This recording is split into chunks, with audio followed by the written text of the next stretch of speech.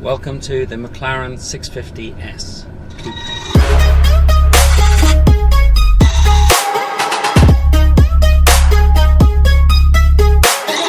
If you haven't seen the collection video from TGE, then the link is below. This car was picked up from McLaren Glasgow, and it's a titanium silver 650S Coupe, 2015 model.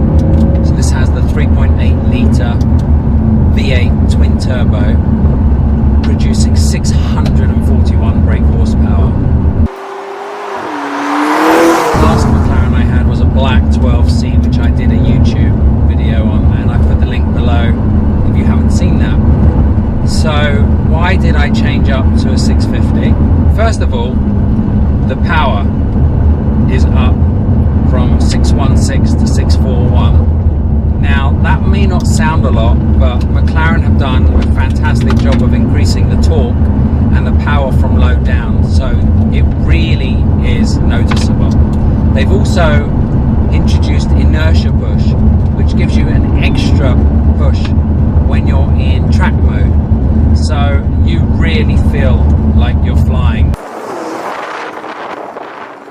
I think McLaren have actually done a good job on the suspension. So the suspension is softer in normal mode and it's a little bit harder in track mode. So obviously you have the front of the car is completely different, which resembles the P1, and I actually really fallen in love with the front of the car.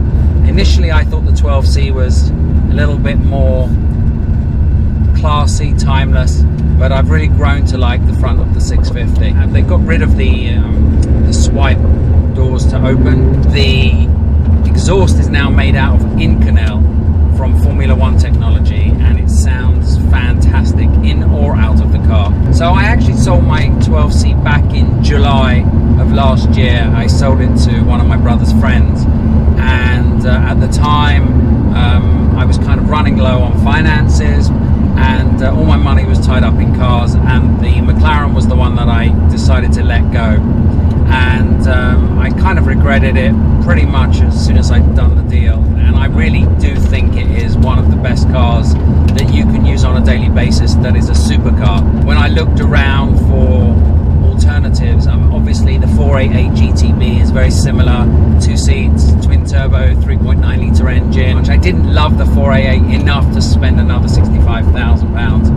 And I think that the beauty of the 650S now is that it's depreciated to the point where I don't think it's going to really drop too much more. They made around 3,000 650 Spiders and Coupes, and I think about 10% of that production number worldwide was Coupes. So you've probably only got about 300 Coupes worldwide, which is rarer than the 675 LT, which they made 500 Coupes.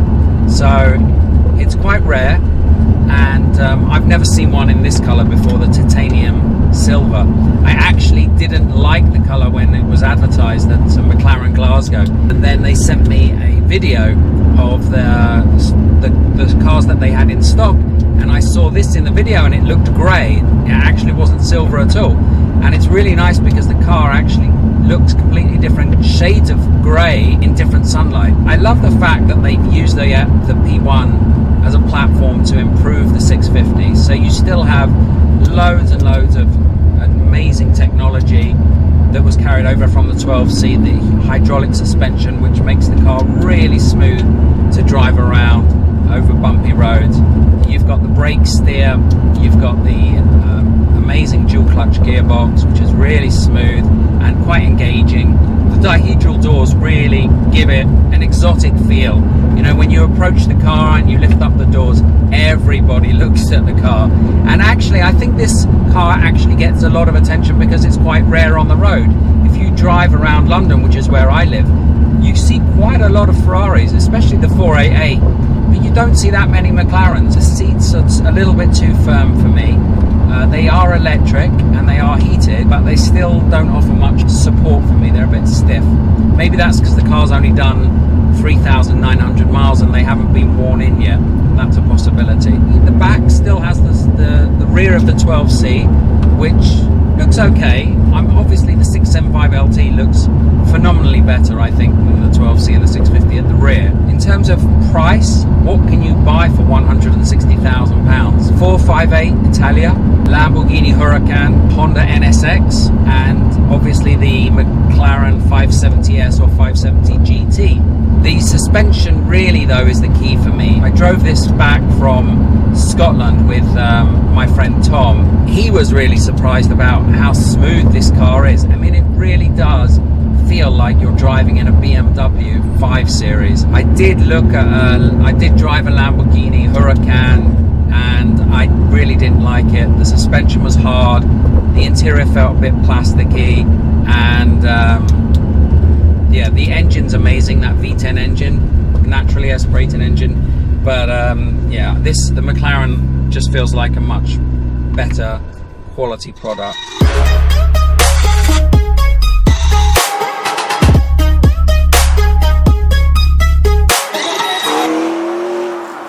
So there you have it, the 650S Coupe.